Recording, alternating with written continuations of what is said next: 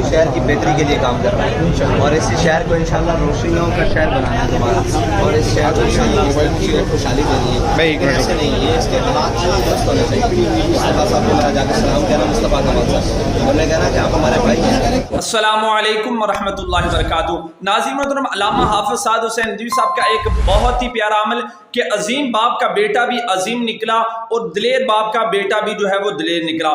آج علامہ سعد حسین ندوی صاحب نے آقا علیہ الصلوۃ والسلام کی اس سنت کو اپنا کر یہ جو ہے ثابت کر دیا ہے کہ آپ جو ہے ایک عظیم لیڈر ہیں۔ ناظرین محترم، آپ حضرات جانتے ہیں کہ کل علامہ حافظ سعد حسین ندوی صاحب پر جو ہے وہ گولیاں چلائی گئی تھی اور گولیاں چلانے والا جو شخص تھا وہ مصطفیٰ کمال تھا۔ ناظرین محترم، اتنا کچھ ہونے کے باوجود آج علامہ سعد حسین ندوی صاحب نے اس بھائی کو جو ہے وہ معاف کر دیا اور معاف کرتے ہوئے کہا کہ ہمارا جو مقصد ہے وہ اس شہر کو جو ہے وہ روشن کرنا ہے اور ہمارا مقصد جو ہے وہ دین کو تخت پر لے کر آنا ہے۔